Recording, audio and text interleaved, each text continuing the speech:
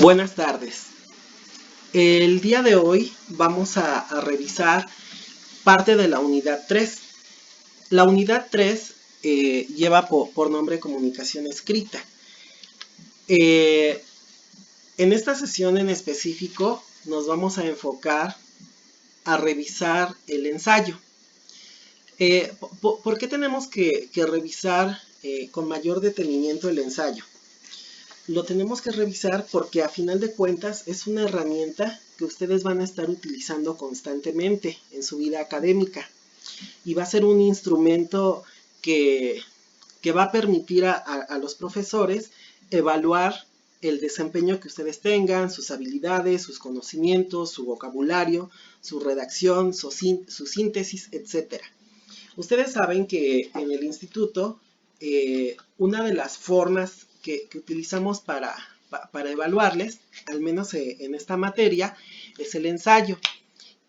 Y cuando revisamos sus trabajos, nos damos cuenta de que existen aún habilidades que ustedes tienen que desarrollar, y es por ello que en esta sesión en específico nos vamos a enfocar a revisar el ensayo, cómo se estructura, aspectos importantes que ustedes deben considerar al momento de realizarlo, y esto les va a ayudar mucho para su vida escolar. Si ustedes en un futuro se dedican a la vida académica, ya sea como investigadores o como docentes, el tener claro cómo se estructura, cómo se desarrolla, cómo se compone un ensayo, les va a ser de gran utilidad. Vamos a empezar definiendo qué significa ensayo, qué es un ensayo. El ensayo se nos dice que proviene del latín tardío exagium, que es un acto de pensar. Este acto de pensar, este acto de pensamiento, ustedes lo van a plasmar por escrito, y este acto de pensar va a cobrar vida a través de un ensayo, pero este ensayo tiene que estar bien estructurado. La Real Academia Española nos dice que es un escrito en prosa, en el cual un autor desarrolla sus ideas sobre un tema determinado con carácter y estilo propio. Cuando ustedes realizan un ensayo, ya sea que si es de manera libre, ustedes pueden escoger un tema determinado que a ustedes les interese, o puede que la institución para la que ustedes van a elaborar ese ensayo ya les dé un tema en específico. Ustedes, al desarrollar su ensayo, van a tener un estilo personal. Generalmente quien revisa el ensayo se da cuenta cuando este ensayo fue realizado en su totalidad por una o por varias personas, e incluso si ustedes utilizaron investigaciones de otros autores, no dándoles el crédito correspondiente. Muchos ensayos tienen esta problemática, que a veces se realizan por medio de un plagio, es decir, no le dan el crédito correspondiente a otros autores, y ahí evidentemente se puede ver que no es un estilo propio, un estilo personal. Es por ello que debemos de tener muchísimo cuidado en que cuando nosotros realicemos un ensayo, le demos el crédito correspondiente a las fuentes que nosotros consultamos. Pero bueno, vamos a ver la estructura del ensayo. El ensayo está estructurado con cada uno de estos puntos que ustedes ven en la diapositiva. En primer lugar está la portada, posteriormente viene un índice, un resumen, una introducción, un desarrollo temático, conclusiones y las fuentes de investigación documentales. Vamos a ir revisando cada uno de estos puntos para que ustedes tengan mayor claridad. La portada. ¿Qué elementos debe de tener la portada? La portada debe de contener el nombre de la universidad, empresa o institución donde estudias o departamento donde laboras, depende del caso, y el área donde te desarrollas. Todo esto centrado en el borde superior de la hoja. En la diapositiva vemos un ejemplo de una portada de un ensayo. Este ensayo, si ustedes lo ven, es un ensayo académico. En la parte superior tiene los logotipos de la institución a la que pertenece o a la institución donde se va a revisar este ensayo. Es importante que si la institución cuenta con un logotipo, ustedes, para darle mayor formalidad a su ensayo, le coloquen el logotipo o los logotipos correspondientes. En este caso, vemos que trae el logotipo de la UNAM, que es la institución, pero pertenece a la Escuela de Derecho. Trae el logo de la institución general y trae el logo particular, que en este caso es la Facultad de Derecho, y trae otro logotipo más, que en este caso puede ser el área de desarrollo o el área al que pertenece el autor. Posteriormente de que ustedes ponen los logotipos, también tienen que poner el nombre de la universidad. En este caso es Universidad Nacional Autónoma de México, pero puede ser el Instituto Politécnico Nacional, la UAM, el Instituto Rosario Castellanos, etcétera, etcétera. Posteriormente deben de poner el título. En este caso, el título de este ensayo es Historia de la UNAM y de la Facultad de Derecho. El título va a permitir identificar a quien revise su ensayo cuál va a ser la temática que ustedes van a desarrollar dentro de este ensayo. Posteriormente viene el nombre del autor y a la par viene la fecha de publicación. Es importante poner el nombre del autor o de los autores porque a veces el ensayo se puede hacer de forma individual o grupal. Debe de venir especificado el nombre de él o de los autores. ¿Para qué? Para que si posteriormente alguien quiere utilizar parte de ese ensayo, les dé el crédito correspondiente. En varios casos también se utiliza poner específicamente en qué lugar fue escrito ese ensayo. Puede ser el nombre del país, del estado, del municipio donde se desarrolló ese ensayo. Poner una portada siempre le va a dar muchísimo realce a nuestro trabajo. Le va a dar realce, le va a dar una seriedad académica y obviamente pues, se va a cumplir con la estructura que debe de manejar un ensayo. El siguiente elemento que debe de contemplar su ensayo es el índice. En el índice ustedes van a colocar de manera esquemática los temas que comprende el ensayo que ustedes están presentando. De esta forma, tanto ustedes como quien revise o las personas que revisen el ensayo van a poder identificar rápidamente en qué hoja se encuentra cada uno de los temas que ustedes van a desarrollar o exponer dentro de su ensayo. Esto también da mayor agilidad para que si alguien posteriormente revisa su ensayo para poder llevar a cabo otra investigación, en el índice puede determinar si le es útil para esa investigación en específico o si no le es útil. Generalmente ustedes cuando revisan un libro o una revista o algún ensayo o algún artículo, generalmente a lo primero que recurren es al índice. Identifican de manera rápida si el contenido es apto o apropiado para sus intereses de ustedes. Y es otra parte que compone el ensayo y, como ya les decía, le da formalidad y le da esa estructura de seriedad a su trabajo. Posteriormente, el ensayo va a tener un resumen. En este resumen van a ustedes a exponer de manera general lo que van a desarrollar en todo el ensayo. El resumen es el gancho que ustedes utilizan para que alguien se interese en su ensayo, en su trabajo. Van a expresar de forma clara y breve los objetivos y el avance del estudio, los procedimientos básicos, los métodos, los principales hallazgos y las conclusiones. El resumen debe de ser breve, no debe de ser muy largo, pero sí debe de tener en unos cuantos renglones todo lo que vamos a trabajar y exponer dentro de nuestro ensayo. Muchos ensayos, cuando ya son de carácter un poco más profesional, también utilizan un resumen, pero en inglés, el abstract, que es un resumen en inglés.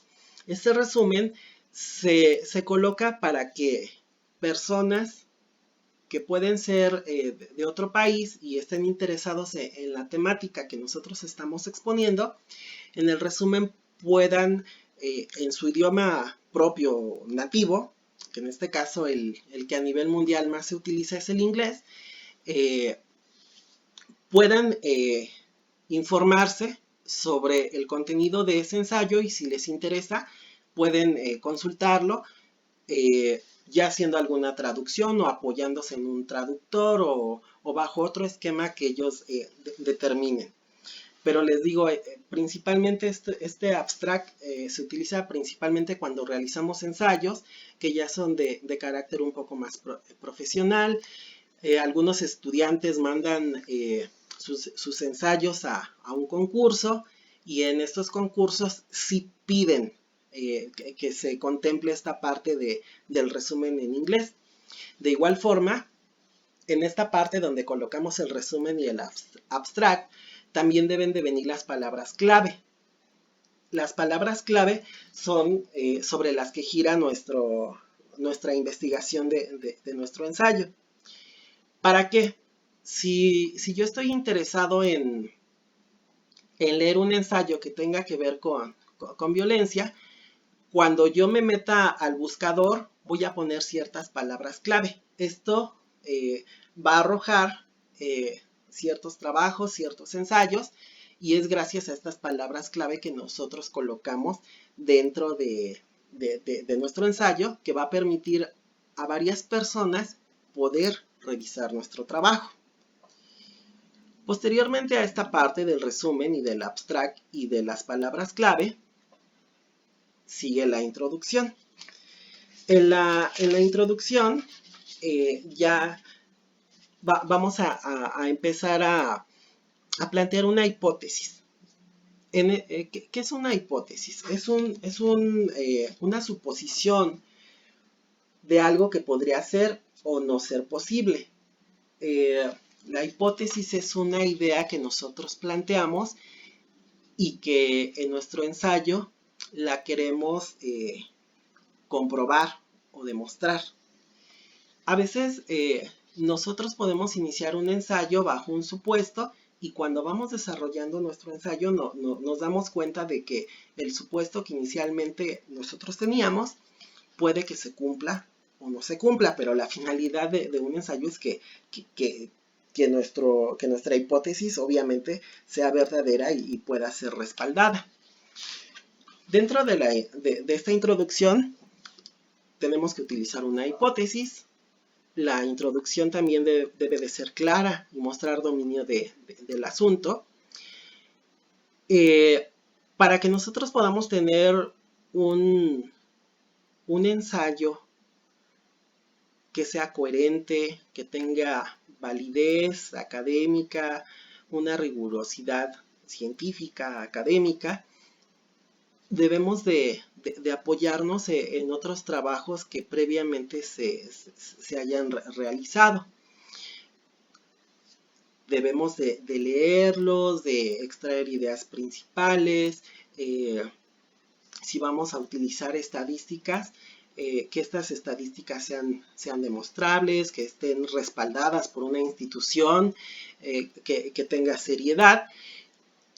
Y al empaparnos de toda esta información previa a iniciar la escritura de nuestro ensayo, nos va a permitir tener esa claridad y mostrar el dominio del asunto que nosotros queremos exponer. Supongamos, yo quiero hacer un ensayo referente a homofobia, Pero si yo no he leído sobre homofobia, si no he investigado, si no me he documentado, si no conozco sobre el tema, cuando yo inicie mi ensayo voy a estar divagando, no voy a poder encaminar todo mi trabajo a ideas importantes y que estén relacionadas en este caso con ese tema que yo elegí, que es la homofobia. Es por eso que para nosotros poder escribir un ensayo tenemos que documentarnos, estar leyendo, estar investigando, tener claridad sobre conceptos, incluso aprender tecnicismos. Hay ciertos tecnicismos que se utilizan para ciertos temas, para ciertas investigaciones, y si nosotros no manejamos esos tecnicismos, se va a mostrar claramente que no dominamos el asunto. También en nuestra introducción debemos de contextualizar al lector del por qué es importante lo que nosotros estamos exponiendo. Si yo quiero desarrollar mi ensayo respecto a homofobia, yo tengo que convencer al lector por qué es importante hablar sobre homofobia. Supongamos, en mi introducción yo puedo sustentar por qué es importante mostrando estadísticas. En México se llevan a cabo al día tantos asesinatos homofóbicos. La población homosexual en México representa el tanto por ciento. Cuando yo voy dando sustento a ese tema, cuando lo voy cobijando y arropando con estadísticas, con informaciones o teorías que han desarrollado otros autores, voy convenciendo al lector del por qué es importante el desarrollar ese tema en mi ensayo. Si al lector no logras convencerlo de la importancia de tu ensayo, simplemente pues no lo va a revisar o incluso te puede decir que es un trabajo que a lo mejor no es del todo importante. Les voy a poner un ejemplo. Cuando yo iba en la universidad, una compañera realizó un ensayo sobre la población, cómo vivía la población negra en el Estado de México, en el municipio de Nezahualcóyotl. Y realmente pues el tema no era muy atractivo. ¿Por qué? Pues porque en Nezahualcóyotl pues no hay mucha población negra. Entonces su ensayo no resultaba interesante. ¿Por qué? Porque no era una problemática o no era algo que fuera atractivo o interesante para un mayor número de lectores. Probablemente para ella y a lo mejor para 2 o 3 personas sí era importante, pero no para todos. A lo mejor sería más importante hablar sobre violencia, sobre problemáticas de adicciones, sobre la falta de obra pública, sobre otras temáticas que son mucho más relevantes.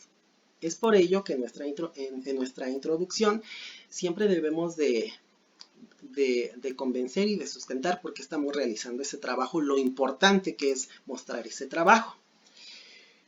También debemos de definir términos básicos, podemos hacer un repaso en la historia o las teorías que abarcan. Es importante también, que les decía, utilizar un lenguaje académico. Hay veces en que para ciertos temas ya se manejan ciertos tecnicismos,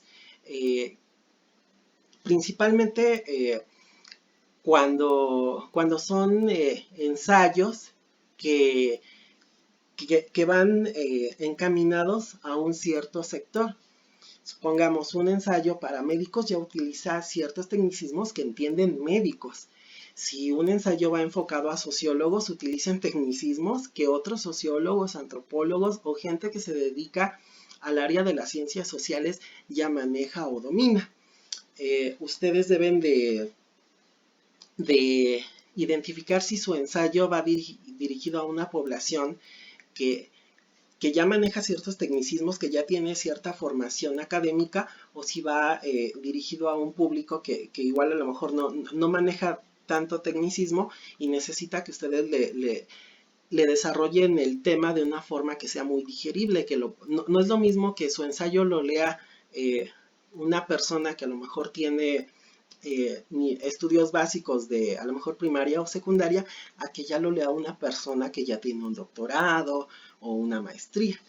Ya ustedes tendrían que utilizar ya sea un lenguaje académico especializado o, sin perder el rigor, utilizar un lenguaje que también sea entendible para cualquier otro tipo de sector. Y deben de tomar en cuenta algunas cosas que no deben de hacer en la introducción. Como es la introducción, apenas estás adentrando al lector al tema. No puedes empezar a hablar sobre conclusiones. Estas siempre se dejan para el final, para otro apartado que lleva el ensayo, que son propiamente las conclusiones. Tampoco se deben de mencionar propuestas o soluciones a los problemas planteados, pues nunca nadie los puede conocer antes de desarrollar bien tu problema. La siguiente parte que conforma el ensayo ya es el desarrollo. En el desarrollo ya vamos a ir exponiendo los argumentos que nosotros estamos presentando para defender nuestra hipótesis, nuestro primer supuesto que nosotros pusimos en nuestra introducción. Ya para nosotros defender nuestra hipótesis, nuestra idea principal, nos vamos a empezar a apoyar en el desarrollo, en explicaciones, en ilustraciones, en debates o en evidencias científicas. Es en el desarrollo cuando ustedes ya pueden ir, ya van a arropar su investigación, les decía, con teorías que han desarrollado otros autores, con estadísticas que son comprobables, que son medibles, con algún otro tipo de evidencia científica que le dé ese soporte a su ensayo. Esto lo vamos a hacer dentro del desarrollo.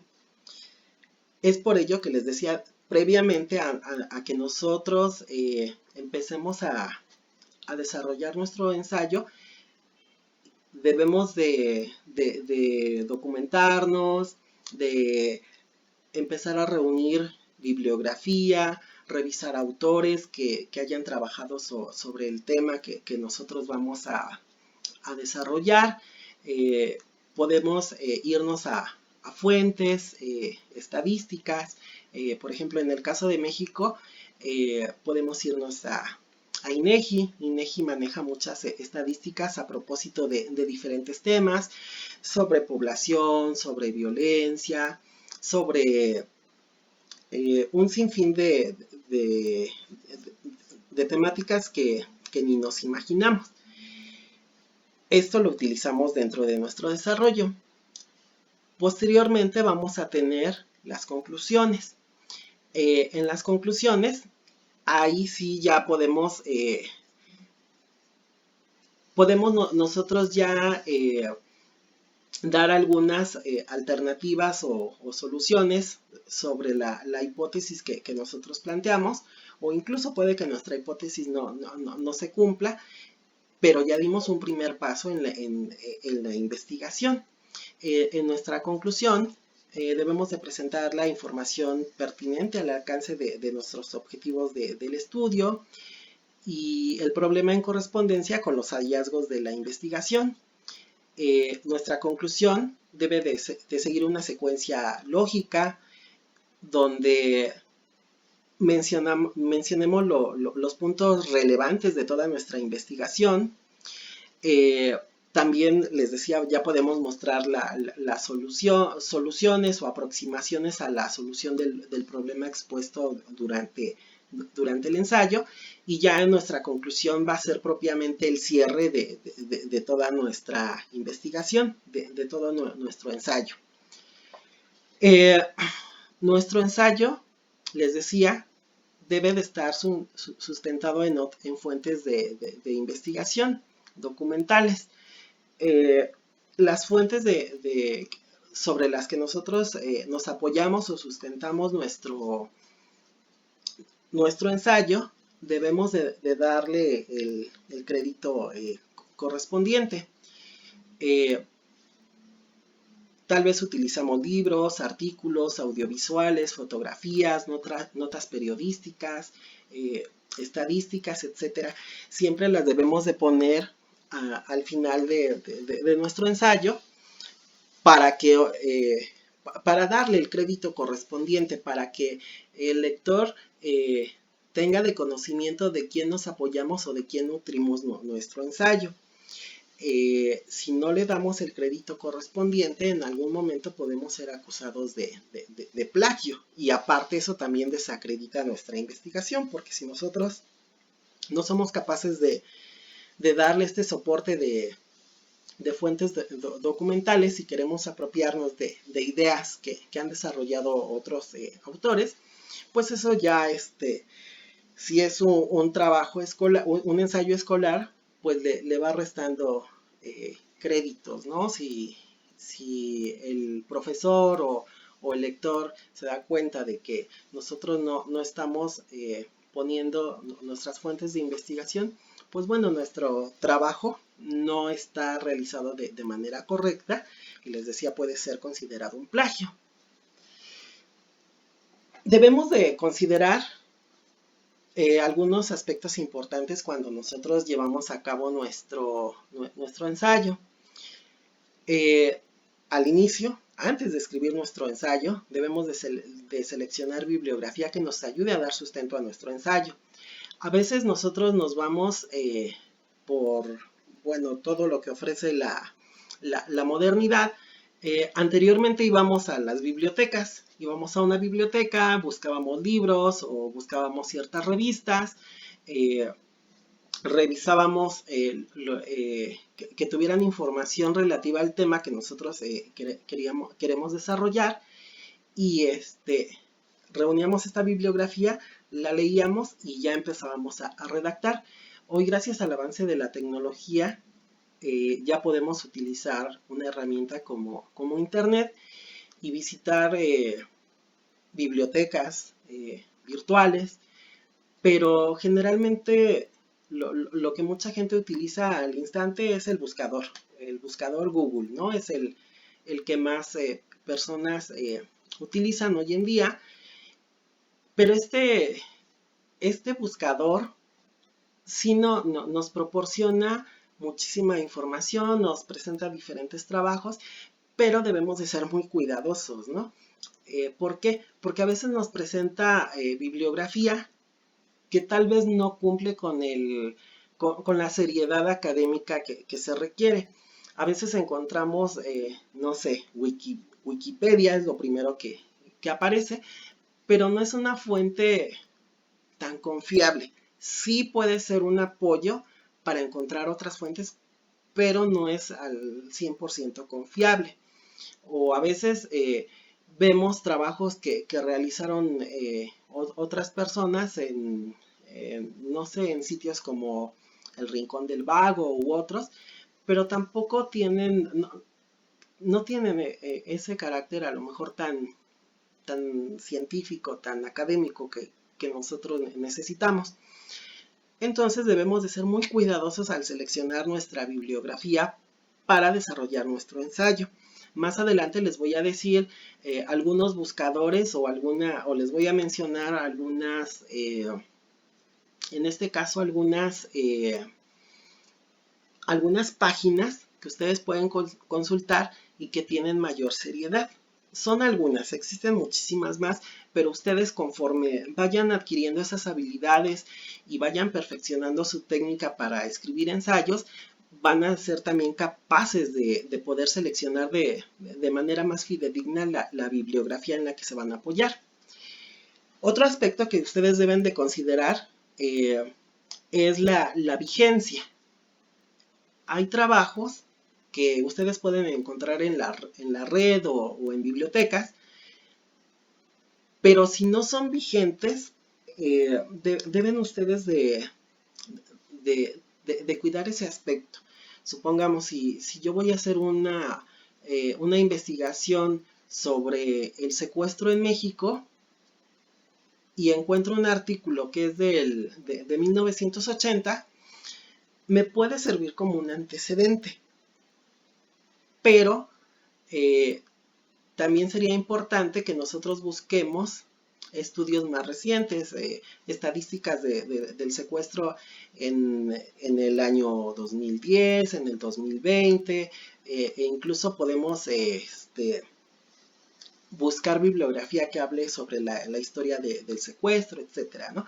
Es importante que no, es por poner un ejemplo, siempre tenemos que buscar la vigencia, que sea algo vigente, que sea actual. ¿Por qué?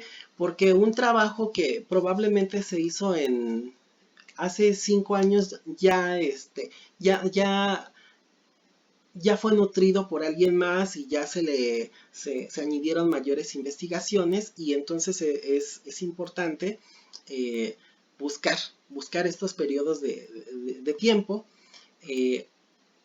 ¿Para qué? Para que también nuestro trabajo sea vigente y no se sustente en información que a lo mejor puede ser ya obsoleta. Y lo que les he insistido, dar el crédito a los autores, realizar citas textuales, poner las referencias. En la sesión pasada ya hablábamos de cómo hacer estas citas textuales. Generalmente nos piden que nuestros ensayos cumplan con el formato APA. Ya también habíamos visto que el formato APA va cambiando cada año, y eso también nos lleva al punto anterior, ¿no? A la vigencia. Debemos de estar al tanto, ¿no? De la vigencia tanto de nuestra bibliografía en la que nos vamos a apoyar, como en el formato que debe de tener nuestro ensayo, de acuerdo a las normas APA. Bueno, aquí les presento un buscador que varios utilizan. Utilizan generalmente el buscador Google, pero Google tiene un buscador que es de carácter un poco más académico. Ustedes lo pueden buscar como Google Académico y les va a arrojar la opción que están viendo ustedes aquí en la presentación.